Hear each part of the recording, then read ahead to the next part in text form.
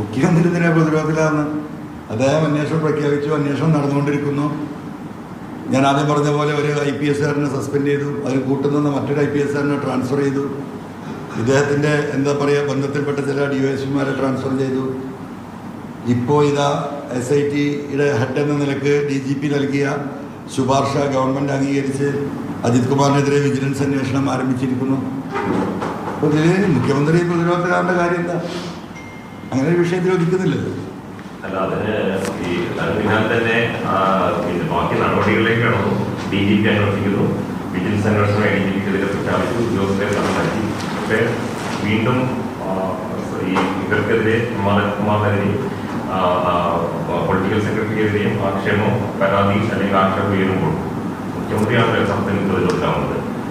അല്ല, മുഖ്യമന്ത്രി ആഭ്യന്തര വകുപ്പ് കൈകാര്യം ചെയ്യുന്നത് പൊളിറ്റിക്കൽ സെക്രട്ടറിയാണ്. അക്കോർഡിംഗ് ടു മൈ നോളജ് അദ്ദേഹം എടുക്കേണ്ട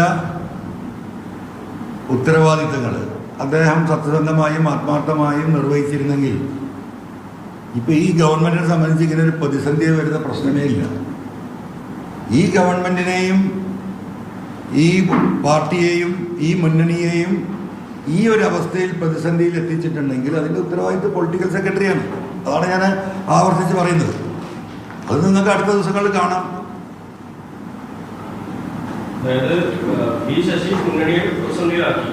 തീർച്ചയായിട്ടും അല്ലെന്ന തർക്കം ഈ പ്രതിസന്ധിയിലുണ്ടല്ലേ. ഇപ്പം ഈ പ്രതിസന്ധി വന്നതല്ലേ ഈ കോലത്തിൽ ആവുന്നത്. ഇതൊരു പ്രതിസന്ധിയല്ല. ഈ ഒരു എന്താ പറയുക സമൂഹത്തിൻ്റെ അടിയിൽ ഒരു മാനക്കേടിലേക്ക് ഈ ഗവൺമെൻറ്റിനെ എത്തിച്ചതിൻ്റെ ഉത്തരവാദിത്വം ഇതിലും വലിയ പ്രതിസന്ധിയൊക്കെ ഗവൺമെൻറ് തരണം ചെയ്ത് പോയിട്ടുണ്ട്. ഇതൊരു മാനക്കേട്, ഒരു ചീഞ്ഞ കേസായിപ്പോയി. ഇങ്ങനെ ഒരു ചീച്ചൽ ഈ ഗവൺമെൻറ്റിനോ ഈ പറയുന്ന മുന്നണിക്കോ ഈ പാർട്ടിക്കോ വരാതിരിക്കാൻ്റെ കാവലാളായിട്ടാണ് അദ്ദേഹത്തെ പൊളിറ്റിക്കൽ സെക്രട്ടറി ആയിട്ട് ഇരുത്തിയിട്ടുള്ളത്. അത് അദ്ദേഹം നിർവഹിച്ചിട്ടില്ല. അതിൽ അദ്ദേഹം പരാജയമാണ്.